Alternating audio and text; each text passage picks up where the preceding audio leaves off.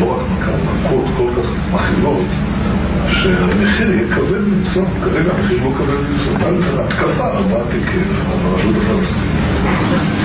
זה פחד שהכל מתמוטט. לא פוחדים, צוחקים להם, יראו לנו לתוך הישב וצחוק ופשוט הם לא פוחדים. זה מה שמביא אותם ואז רגע, אבל אז עוד פעם העולם יגיד מה אתם כובשים?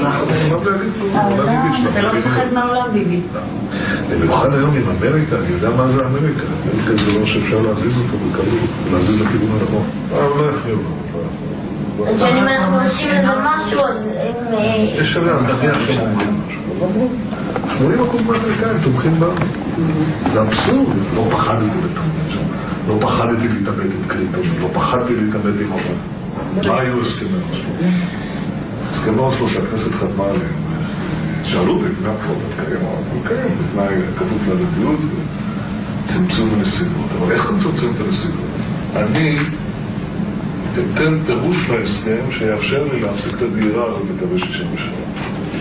איך עשינו את זה? אף אחד לא אמר מה זה אתרים צבאיים מוגדרים. אתרים צבאיים מוגדרים, אני אמרתי אלה אזורי ביטחון. בקעת הירדן, מבחינתי זה אתר צבאי מוגדר. נכון. זה אוקיי. יישובי בית שאן, עמק בית שאן. לך תגיד. אבל אז הייתה שאלה, מי יגדיר מה זה אתרים צבאיים מוגדרים? קיבלתי מכתב, נכנס לפה, אליי ולמפת, באותה לשון,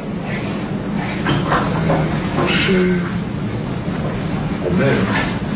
שישראל בלבד היא זו שתגדיר מה הם, את מיקום האתרים הצבאיים האלה ואת גודלם. עכשיו, הם לא רצו את המכתב הזה, אז לא נתתי את הסכם כמובן.